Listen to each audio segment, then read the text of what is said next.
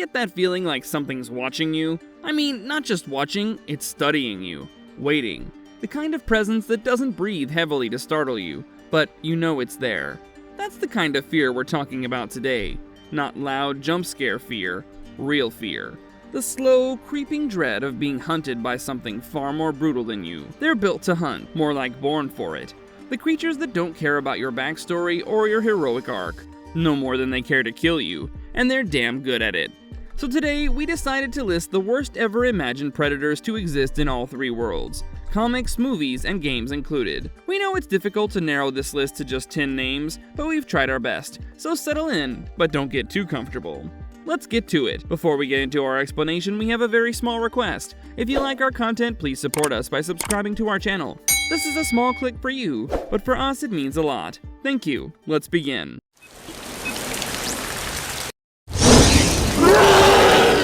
Scarface.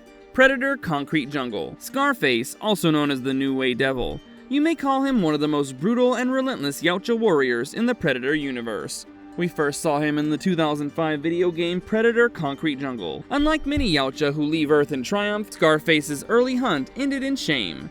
In 1930, he came to Earth to eliminate Mafia boss Bruno Borgia by losing the key Yautja technology in the process. For that little mistake, his clan banished him to a savage alien world, where survival was his only lesson. Nearly a century later, Scarface got a shot at redemption when New York City had become Neonopolis, and human gangs were now using high-tech weapons created from his lost gear, Prometheus tech. His mission was to destroy all human copies of Yautja weapons and eliminate anyone using them. This meant wiping out cyborgs, corrupt cops, entire crime families, and anyone who got in his way. So he did it with precision. He was a Berserker after all. A bruiser with one glowing red eye who charged through enemies with wrist blades. He claimed his stolen glaive and even defeated a squad of cybernetically enhanced Yautja traitors. It was efficiency like that which earned him a place among the most feared elite class hunters. But it's not truly the body count that makes him stand out. It's the personal stakes.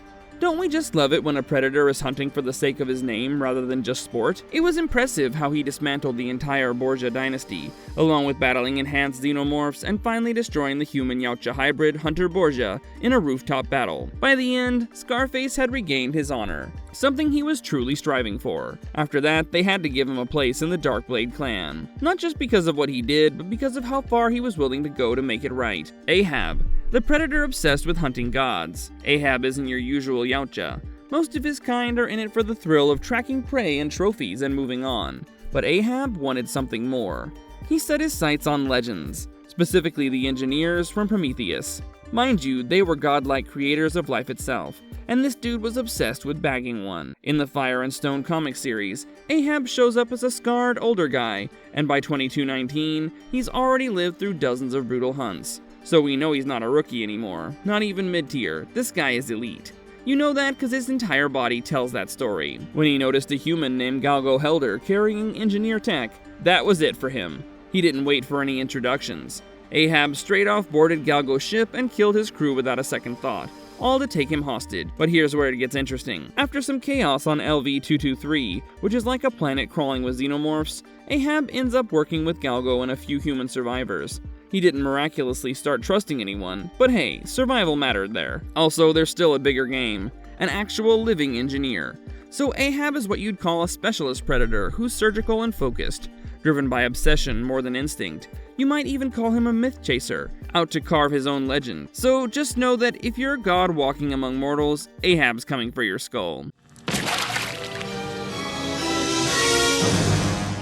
Jungle Hunter, the original apex predator. Before all the clans and tech upgrades, there was one Yautja who started it all, the Jungle Hunter, dropping into the steaming jungles of Valverde in 1987. This was the first predator we ever saw on screen, and even decades later, he's still one of the most terrifying ones.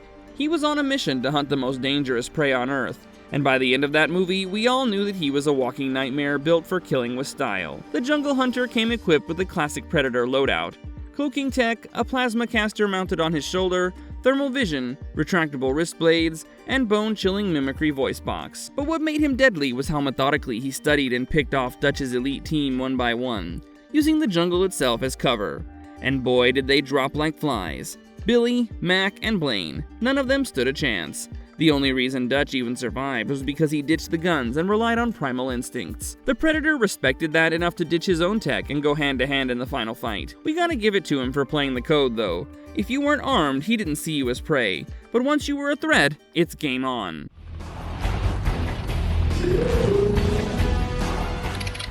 Berserker, the savage alpha of the hunting ground. If the jungle hunter was all about discipline and tradition, then the Berserker was the total opposite. We saw him in Predators of 2010, where this Yautja didn't care about honor or rules. He wasn't there to test his prey, he was there to wipe them out. Bigger, meaner, uglier than most of his kind, that's Berserker for you. He led a group of super predators and took the hunt to a whole new level of domination. Berserker was part of a splinter clan, which was basically larger Yautja with genetic modifications and enhanced senses. He wore a bone-colored biomask with a cracked lower jaw, so you can see his mandibles underneath. His armor was also bulkier, so you know why he was quite the aggressor who loved making his presence loud and clear. In Predators, Berserker dropped human targets on an alien game reserve world. These were killers and criminals. He even brought his crew, Falconer and Tracker, to soften up the field. Once they picked off the weaker ones, Berserker stepped in and cleaned the house. He personally killed Hanzo and executed the crucified Predator just to prove his dominance. There's no doubt that he was the final boss of that film. When Royce faced him, it was a fight between raw human grit and an apex alien monster, because Berserker was a bloody tank. And if he caught you, consider yourself shredded. If the jungle hunter was a scalpel, this thing was a sledgehammer with claws. Bad blood. The predator that predators fear. Now here's a predator who nukes the rules. The Bad Blood Predator, first introduced in the 1993 Predator Bad Blood comic series, isn't part of any clan. Let's just say very clearly, he has no honor.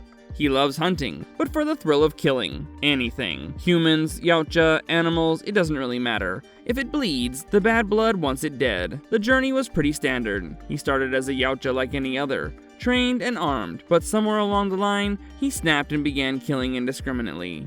It ranged from defiling corpses to even turning on his own kind. This is where things got serious. Because when a predator goes rogue, the Yautja don't take it lightly.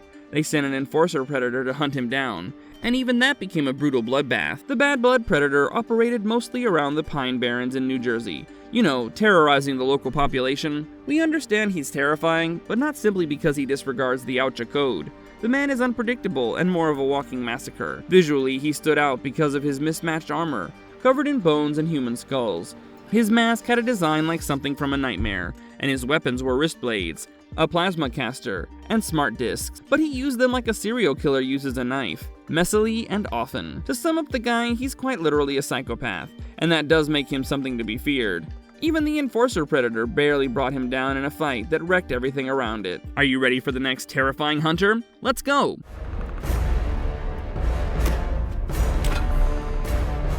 Wolf, the cleaner of the Yautja. If there was ever a predator who worked like a cosmic janitor with a shotgun, it's Wolf, the lone warrior from Alien vs. Predator Requiem in 2007, and named after Harley Keitel's cleaner character in Pulp Fiction. Wolf wasn't there to trophy hunt.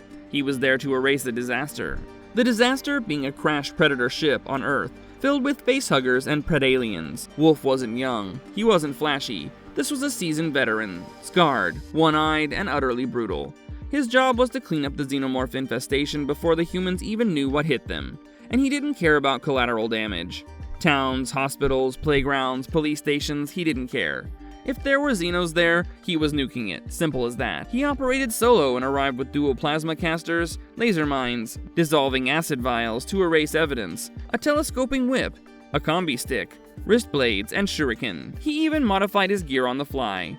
This was a predator who knew how to adapt and eliminate with clinical precision. We know that because he scanned xenomorphs for tracking purposes, he blew up their entire buildings to halt the spread. But he wasn't invincible. The longer he stayed in Gunnison, Colorado, the worse the infestation got. When he finally faced off against the Predalien, it was a savage fight. Two monsters tearing each other apart under a mushroom cloud. What sets Wolf apart is that he represents a cleaner class predator.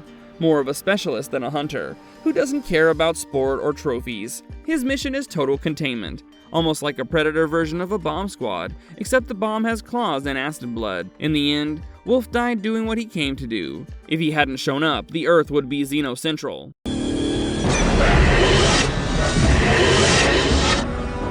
City Hunter, the urban apex predator. Let's rewind to 1990 Los Angeles a bit. The place is baking in a heat wave. The city's overrun by gangs, and cops are dropping like flies. Right in the middle of this chaos, City Hunter lands. This Yautja came to hunt the most dangerous game in a modern jungle. Humans armed with guns and power, and definitely some bad intentions. He's younger than Jungle Hunter from the first film, but faster and more agile. Perhaps even cockier. City Hunter dances through gunfire, slices through armed gangs into a meatpacking facility to string people up like Christmas decorations. He's bold too, since he doesn't mind operating in the open, with zero fear. The man is armed with a smart disc, a telescoping spear, a net gun, a plasma caster, wrist blades, and a retractable combi stick. So, he's packing more firepower and variety than his older counterpart. What makes him unique, though, is how showy he is. Jungle Hunter was stealthy, but this guy is theatrical, from skinning his victims to taunting the police. He's in it for the fun. City Hunter even knows how to mimic human voices with that creepy "want some candy" line before slicing them up. Looking back, perhaps the most intense moment has to be the subway massacre. In the pitch dark, filled with panicking commuters and twitchy cops, City Hunter single-handedly clears the place. Basically, if you're armed, you're gone. And nothing personal, it's sports for him. Eventually, his antics attract the attention of Lieutenant Mike Harrigan, and the two go toe-to-toe in one memorable man versus alien brawl. Harrigan manages to kill him, but not before discovering that City Hunter was actually a part of a larger hunting party. The Elder Predator even rewards Harrigan with a flintlock pistol, showing respect for a worthy kill.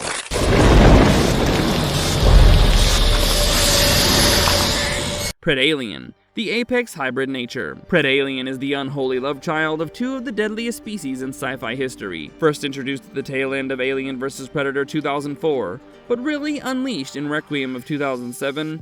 Predalien is exactly what happens when a xenomorph bursts out of a Yautja host, and let's just say, you don't want to see it. Predalien takes the worst traits from both parents and mixes them into one brutal killing machine with inner jaws. He's got the acid blood and animalistic fury of a xenomorph, but the dreadlocks and mandibles of a predator. And boy does it love humiliating. What really sets Predalien apart is its breeding method. The thing implants embryos directly into living hosts, dozens at once, all with those disgusting inner mandibles. It's like the Queen and Facehugger rolled into one walking nightmare. In the movie, it targets pregnant women in a hospital and infects them with multiple chestbursters at once. Trust me, it's a pure biological horror to watch. Predalien's physical presence is also unmatched, as it towers over normal xenomorphs and stands eye to eye with Wolf. Now, it doesn't have any fancy gear or plasma caster, but it doesn't need them. It's a Berserker class hybrid predator, relying purely on primal power to dominate. And yeah, when it goes toe-to-toe with Wolf, it's an absolute slugfest. Both of them tear each other apart, until a nuke wipes the slate clean. That's the kind of problem Predalien was. Total annihilation.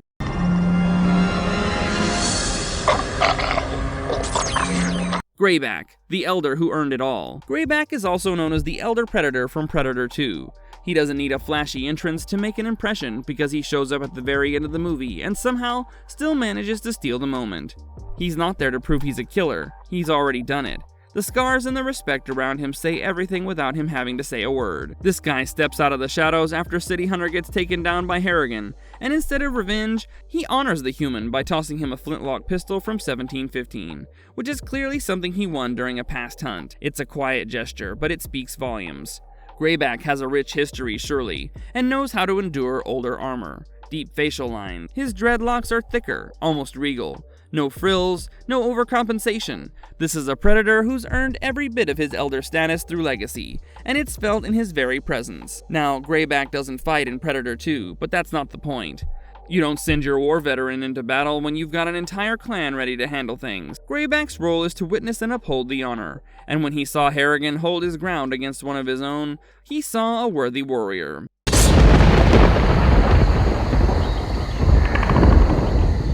The silent apex hunter of the 2010 AVP game. Dark is someone who just shows up and dismantles everything in his path, like a ghost with claws. Introduced in Alien vs. Predator 2010, as the playable Yautja, Dark is less about ego and more about precision. Just a relentless, professional killer doing his job with brutal efficiency. The game starts with Dark being deployed from orbit to investigate a distress signal on the BG-386 planet, crawling with xenomorphs and overarmed humans.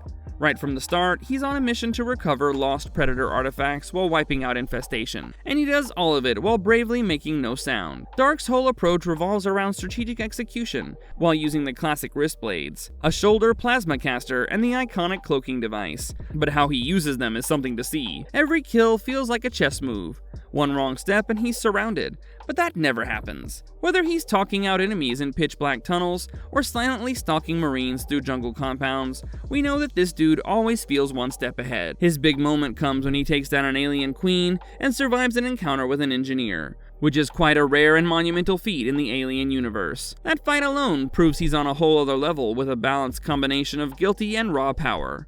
He's the kind of predator you don't hear coming, and only realize he's there when your head hits the ground. You one ugly motherfucker. Marvelous verdict. And that's a wrap for our 10 most terrifying predators from comics, games, and movies. These creatures were hunters with a purpose, and some serious skill, so it's safe to say every one of them has made their mark unforgettable. So next time you hear a low growl in the dark, just know, if it's one of these guys, you were already dead 5 seconds ago. And while this was our list, you're free to list down your favorite predators in the comments below. If you've liked our breakdown, don't forget to like and subscribe to our channel for more such deep dive. Until then, stay sharp and stay safe.